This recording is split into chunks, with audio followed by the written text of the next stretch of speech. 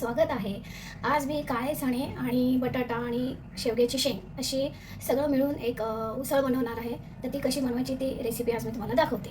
चणा, बटाटा आणि शेवग्याची शेंग ह्याची मी आज उसळ करते आहे। तर त्याच्यासाठी लागणारं वाटण आहे 1.5 टमाटा, कोथिंबीर, आलं लसूण आणि चणे असे थोडे घेतले। आता ह्याचं मी वाटण करून घेते। तर अशा प्रकारे मी वाटण करून घेतलेलं आहे। आणि मला अजून एक सांगायचं असं आहे की हा मिक्सर जो दिलेला आहे तो रिंकलची जी मावशी आहे बीना, तर बीनाताईने तो दिलेला आहे।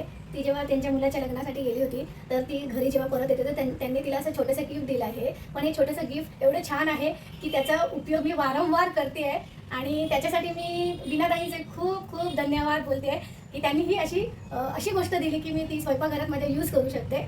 तर अशा प्रकारे आपलं हे वाटण झालं आहे। तर आता पुढची मी रेसिपी दाखवते फोडणी कशी करायची ती। एकीकडे मी गरम पाणीसुद्धा उकळून ठेवलं आहे की जेणेकरून ते पटकन मी यूज करू शकते आणि त्याने लवकरात लवकर उकळी येते आमटीला। तर मी फोडणी देते आता।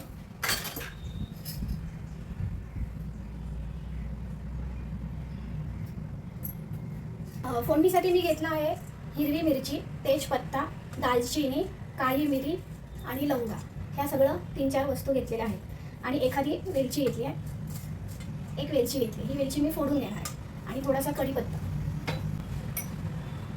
पहिल्यांदा मी जिरं टाकते फोडणीला, 1 चमचा जिरं टाकते।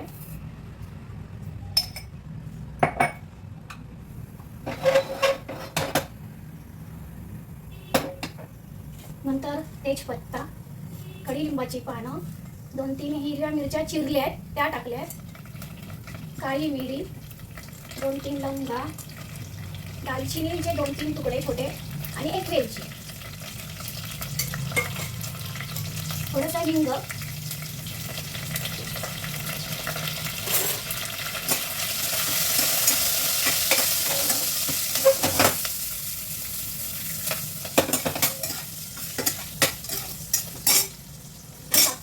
कांदे 2 चिरून घेतले बारीक। कांदा थोडा लाल होईपर्यंत फ्राय करून घ्यायचा। कांद्याचा रंग आता गुलाबी होत आहे, आता छान गुलाबी झाला आहे कांदा। आता ह्याच्यामध्ये टाकूया आपण लाल मसाला। तिखट तुम्हाला जितका आवडत त्याप्रमाणे टाका। 1 चमचाने थोडासा टाकते, 1.25 चमचा टाकू मसाला, अर्धा चमचा हळद, कश्मीरी लाल मिरची पावडर टाकते 1 चमचा, धने पावडर 1 चमचा, एक चमचापेक्षा थोडा जास्त टाका तुम्ही। अर्धा चमचा गरम मसाला पण टाकायचा आहे, मी सांगायला विसरले। थोडंसं पाणी टाकते मसाले जळू नये म्हणून। आणि आता हा जो वाटलाय मी मसाला, वाटलेला जो मसाला आहे तो मी टाकते आहे।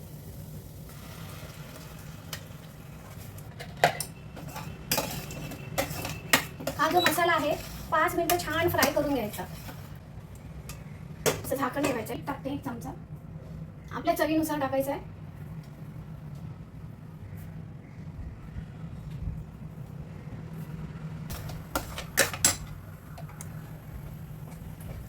आता भाज्या धुतलेल्याच आहेत, पुन्हा बटाटा काळा होऊ नये म्हणून मी पाणी टाकून ठेवलं होतं। तर आता त्या भाज्या टाकते,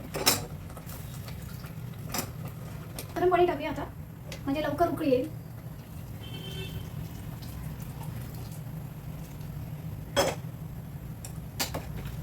चिरून टाकते,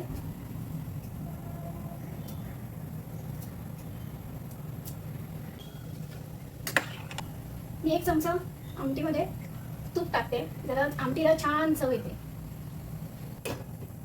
आणि शिटी मारून